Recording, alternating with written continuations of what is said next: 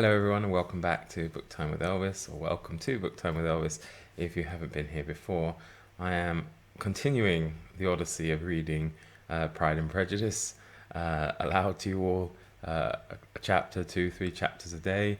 And if you want to catch up, you can check back in the playlist from the very beginning and go try and make your way through. It might be a bit of a challenge, but I hope you enjoyed anyway. So let's carry on. Where are we up to? Chapter 19. The next day opened a new scene at Longbourn. Mr. Collins made his declaration in form, having resolved to do it without loss of time, as his leave of absence extended only to the following Saturday, and having no feelings of diffidence to make it distressing to himself, even at the moment, he set about it in a very orderly manner, with all the observances which he supposed a regular part of the business. On finding Mrs. Bennet, Elizabeth, and one of the younger girls together, soon after breakfast, he addressed the mother in these words: "May I hope, madam, for your interest with your fair daughter Elizabeth, when I solicit for the honour of a private audience with her in the course of this morning?" Before Elizabeth had time for anything but a blush of surprise, Mrs. Bennet instantly answered, "Oh dear, yes, certainly. I am sure Lizzie will be very happy. I am sure she can have no objection. Come, Kitty, I want you upstairs." And gathering her work together, she was hastening away, when Elizabeth called out, "Dear ma'am, do not go. I beg you will not go. Mr. Collins must excuse me. He can have nothing to say to me that nobody need not hear. I am going away myself." "No, no, nonsense, Lizzie. I desire you will stay where you are."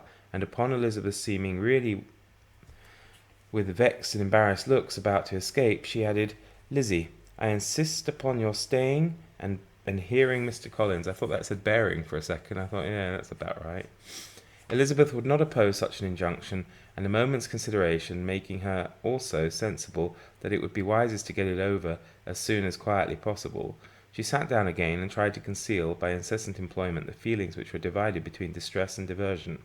Mrs. Bennet and Kitty walked off, and as soon as they were gone, Mr. Collins began: "Believe me, my dear Miss Elizabeth, that your modesty, so far from doing you any disservice, rather adds to your perfections. You would have been less amiable in my eyes, had there not been this little unwillingness. But allow me to assure you that I have your respected mother's permission for this address. You can hardly doubt the purport of my discourse, however your natural delicacy may lead you to dissemble. My attentions have been too marked to be mistaken. Almost as soon as I entered the house, I singled you out as the companion of my future life. But before I am run away with by my feelings on this subject, perhaps it will be advisable for me to state my reasons for marrying, and moreover for coming to Hertfordshire with the design of selecting a wife, as I certainly did." The idea of Mr. Collins, with all his solemn composure, being run away with by his feelings, made Elizabeth so near laughing that she could not use the short pause he allowed in any attempt to stop him further, and he continued: "My reasons for marrying are, first, that I think it a right thing for every clergyman, in easy circumstances, like myself, to set the example of matrimony in his parish; secondly, that I am convinced it will add very greatly to my happiness; and thirdly, which perhaps I ought to have mentioned earlier, that is the particular advice and recommendation of the very noble lady whom I have the honour of calling patroness. Twice she has condescended to give me her opinion, unasked too, on this subject, and it was but this very Saturday night, before I left Hunsford, between our pools at quadrille, and Mrs. Jenkinson was arranging Mr. Burr's footstool, that she said, 'Mr. Collins, you must marry. A clergyman like you must marry. Choose properly. Choose a gentlewoman, for my sake, and for your own. Let her be an active, useful sort of person, not brought up high, but able to make a small income go a good way. This is my advice. Find such a woman as soon as you can, bring her to Hunsford, and I will visit her. Allow me, by the way, to observe, my fair cousin, that I do not reckon the notice and kindness of Lady Catherine de Bourgh among the least of the advantages in my power to offer. You will find her manners beyond anything I can describe, and your wit and vivacity, I think, must be acceptable to her, especially when tempered with the silence and respect which her rank will inevitably excite.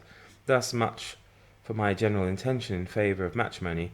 It remains to be told why my views were directed to Longbourn instead of my own neighbourhood, where, I assure you, there are many amiable young women. But the fact is that being as I am, to inherit this estate after the death of your honoured father, who, however, may live many years longer, I could not satisfy myself without resolving to choose a wife from among his daughters, that the loss to them might be as little as possible when the melancholy event takes place, which, however, as I have already said, may not be for several years. This has been my motive, my fair cousin, and I flatter myself it will not sink me in your esteem. And now nothing remains for me but to assure you, in the most animated language, of the violence of my affection. To fortune I am perfectly indifferent, and shall make no demand of that nature on your father, since I am well aware that it could not be complied with, and that £1,000 in the 4 per cents, which will not be yours till after your mother's decease, is all that you may ever be entitled to. On that head, therefore, I shall be uniformly silent, and you may assure yourself that no ungenerous reproach shall ever pass my lips when we are married. Oh, he's charming. He really knows how to speak to a woman, doesn't he? It was absolutely necessary to interrupt him now. You are too hasty, sir, she cried. You forget that I have made no answer.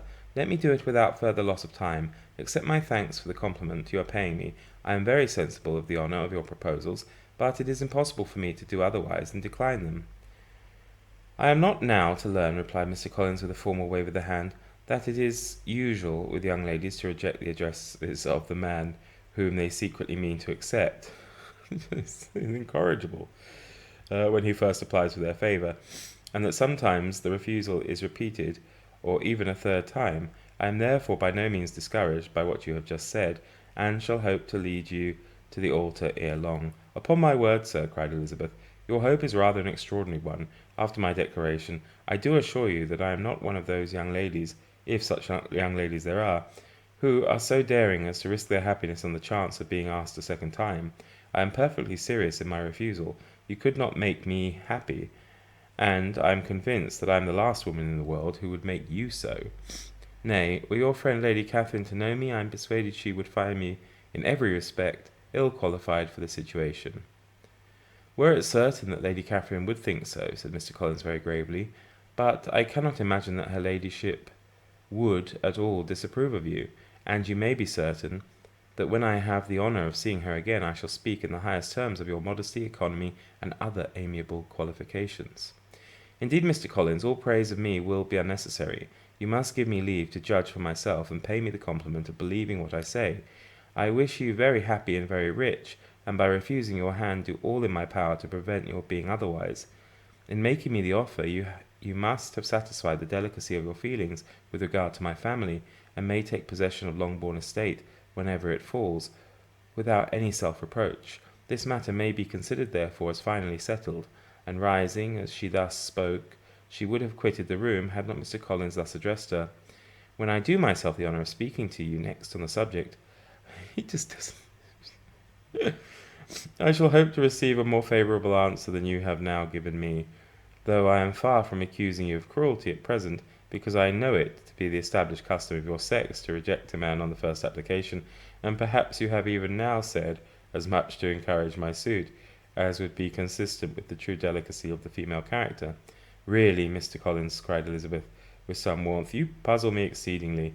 If what I have hitherto said can appear to you in the form of encouragement, I know not how to express my refusal in such a way as may convince you of its being one. You must give me leave to flatter myself, my dear cousin, that your refusal of my address is merely words of course. My reasons for believing it are briefly these. It does not appear to me that my hand is unworthy of your acceptance, or that the establishment I can offer would be any other than highly desirable.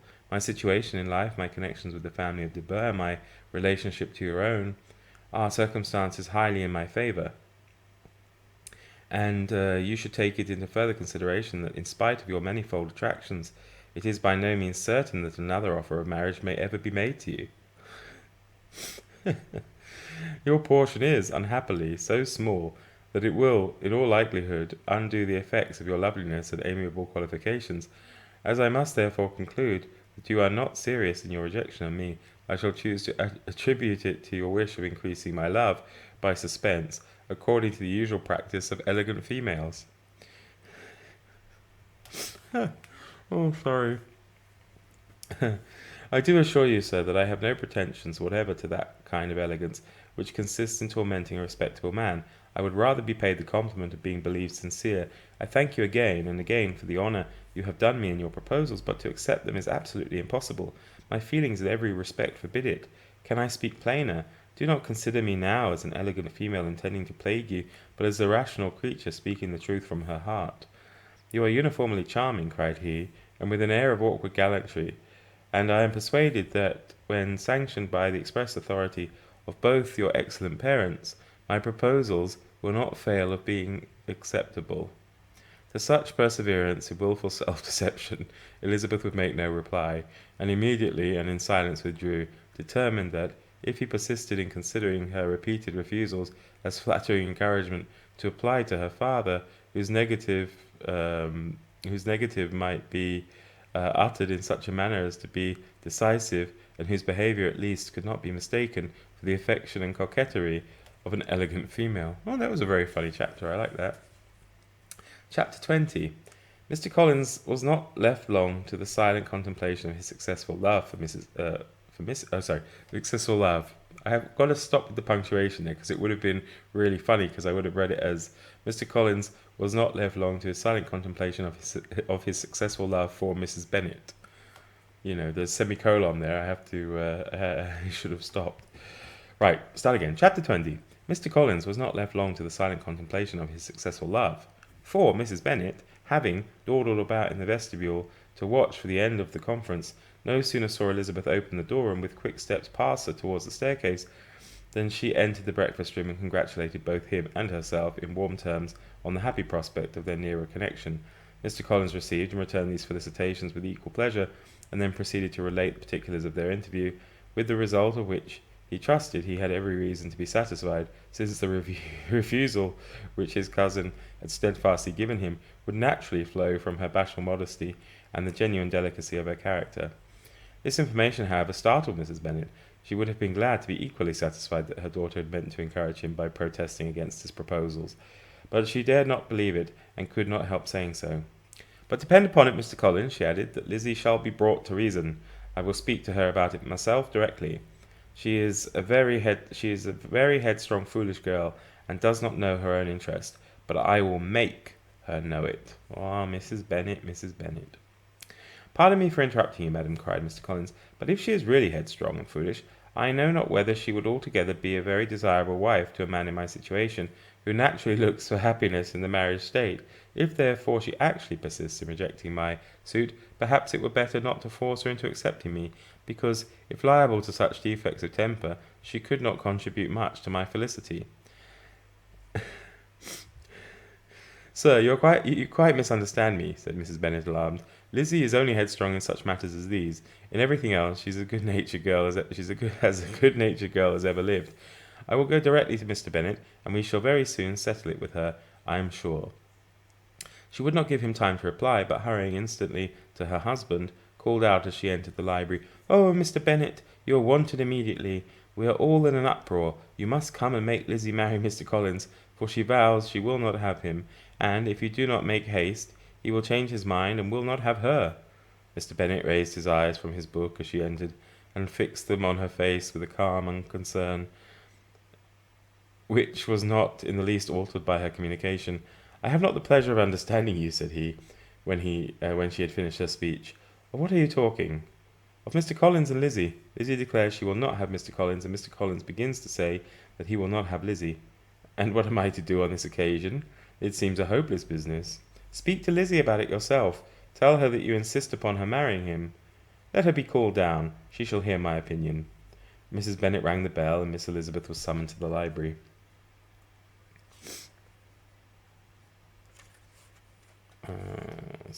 Issues of turning the pages is quite old, so they get a bit stuck together.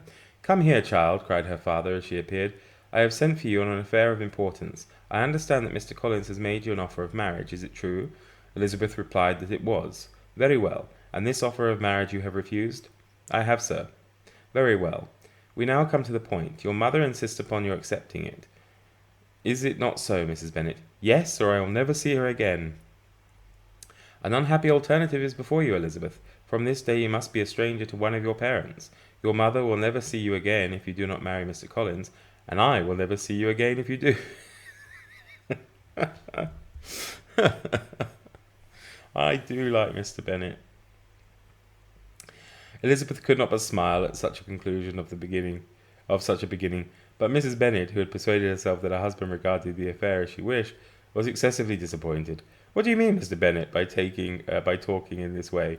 You promised me to insist upon her marrying him. My dear, replied her husband, I have two small favours to request. First, that you allow me the free use of my understanding on the present occasion, and secondly, of my room.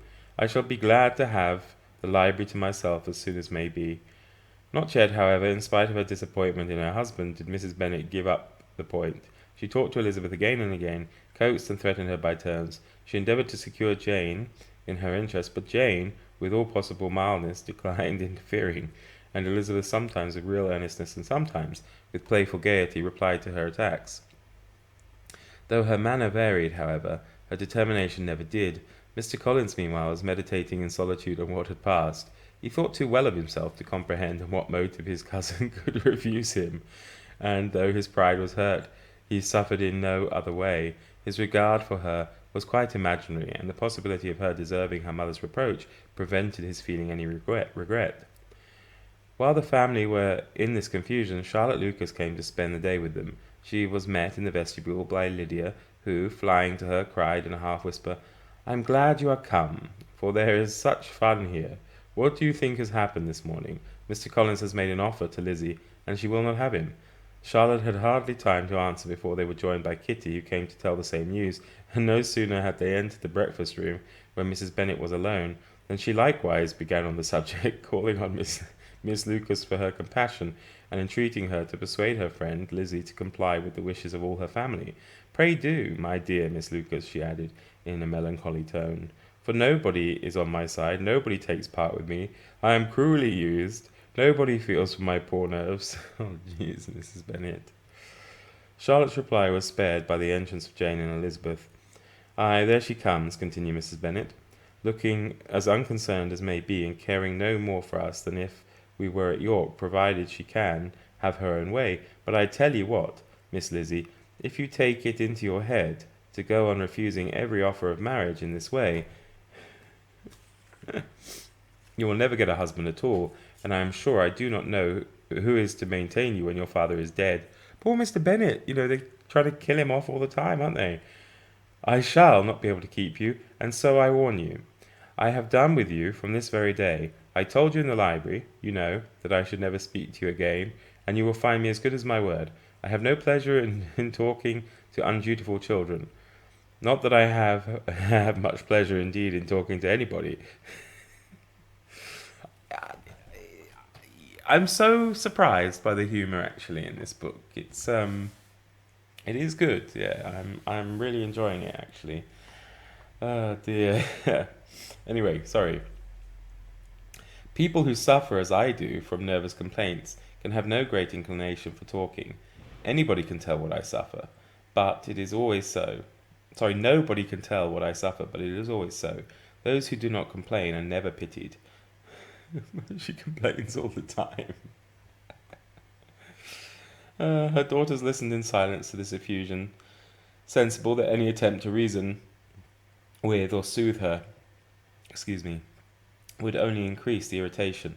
She talked on, therefore, without interruption from any of them, till they were joined by Mr. Collins, who had entered with an air more stately than usual, and on perceiving whom, she said to the girls, Now, I do insist upon it that you, all of you, hold your tongues and let Mr. Collins and me have a little conversation together. Elizabeth passed quietly out of the room. Jane and Kitty followed, but Lydia stood her ground, determined to hear all she could. And Charlotte, detained first by the civility of Mr. Collins, whose inquiries after herself and all her family were very minute, and then by a little curiosity satisfied herself with walking to the window and pretending not to hear. In a doleful voice, Mrs. Bennet thus began the projected conversation. Oh, Mr. Collins! My dear madam, replied he, let us be for ever silent on this point. Far be it from me, he presently continued in a voice that marked his displeasure, to resent the behaviour of your daughter. Resignation to inevitable evils is the duty of us all. The peculiar duty of a young man